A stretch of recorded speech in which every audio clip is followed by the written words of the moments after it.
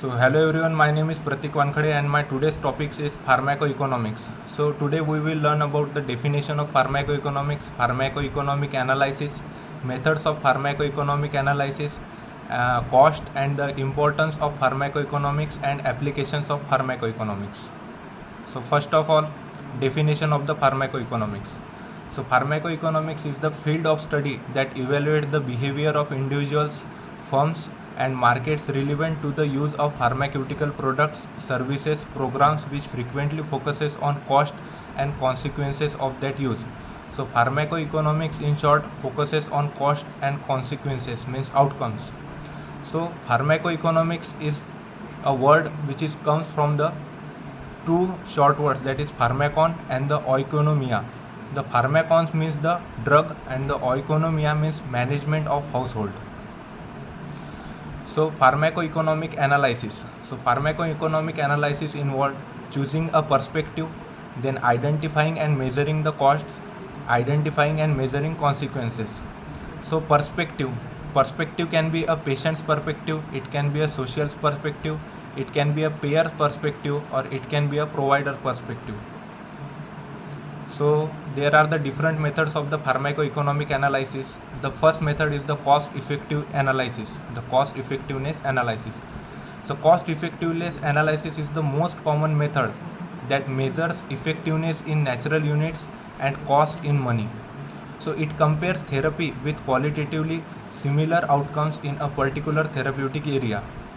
So cost effectiveness analysis does not allow comparisons to be made between two totally different areas of medicine with different outcomes. So we cannot do it in two different areas. Then another method is the cost minimization analysis. So cost minimization analysis is the most basic technique. This cost minimization analysis involves the determination of the least cost alternative. So examples: if drug A and B are anti-ulcer agents equivalent in efficacy and ADR, then the cost of using these drugs could be compared by using cost minimization analysis. So the drug which is having the low cost is more efficacious. Then another method is the cost benefit analysis. So cost benefit analysis measures cost and benefits in monetary terms. So it estimates the strength and weakness of alternatives. The cost and benefits are expressed as ratio.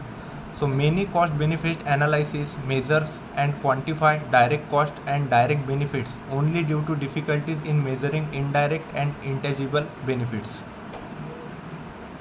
So cost. So what is the cost? The value of the resources consumed by a program or drug therapy is defined as cost. Costs are classified as direct medical cost. So what is the direct medical cost? The drugs, medical supplies and equipments, laboratory and diagnostic test related costs are known as the direct medical cost. Then what is the direct non-medical cost? The cost which is related to the transportation to and from the healthcare facilities, extra trips in the to the emergency departments, child or family care expenses. Then there is the presence of intangible cost.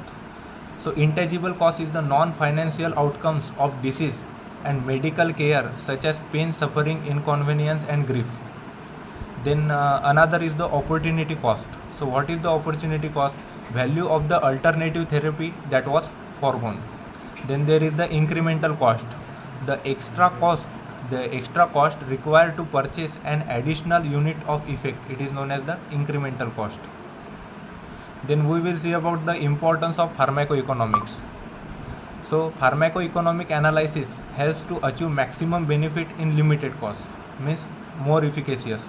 Then clinicians want their patients to receive best care and outcome available.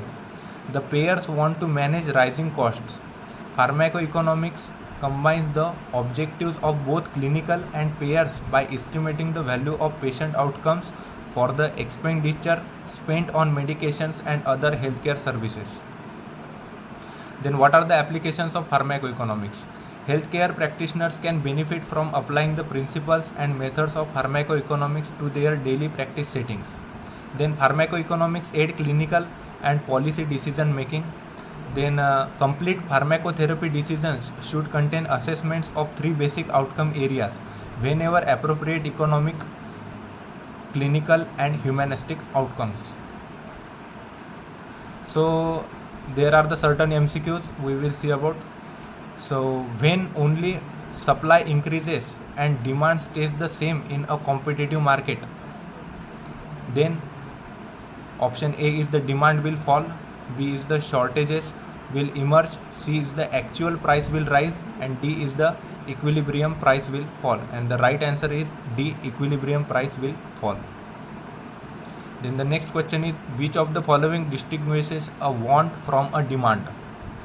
Option A is the need to have the good.